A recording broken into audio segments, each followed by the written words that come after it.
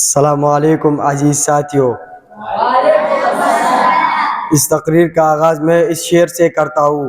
ختم نبوت کا عقیدہ ہے سر کا تاج، ختم نبوت کا عقیدہ ہے سر کا تاج، ہزاروں سال گزر گئے پھر بھی رہے گا یہ سچ کا راج۔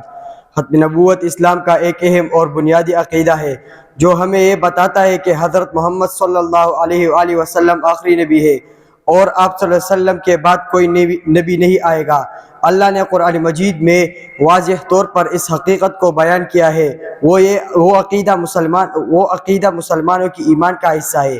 ختم نبوت کے حوالے سے قرآن مجید میں اللہ فرماتے ہیں، محمد صلی اللہ علیہ وآلہ وسلم تمہارے مردوں میں سے کسی کے والد نہیں ہے بلکہ وہ اللہ کے رسول اور تمام نبیوں کے خاتمے والا ہے۔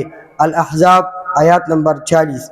اس آیات سے صاف ظاہر ہوتا ہے کہ محمد صلی اللہ علیہ وآلہ وسلم آخری نبی ہے اور آپ صلی اللہ علیہ وسلم کے بعد کوئی نبی نہیں آئے گا۔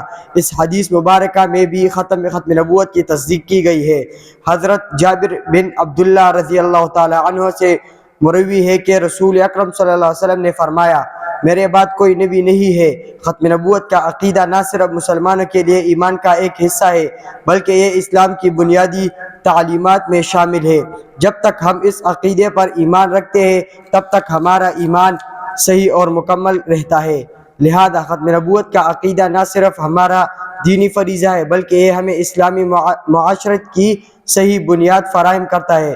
اس پر ایمان رکھنے سے ہم اپنے زندہ ہو کو اسلام کے مطابق ڈال سکتے ہیں اور اپنے کریم کی تعلیمات پر عمل پیرا ہو سکتے ہیں۔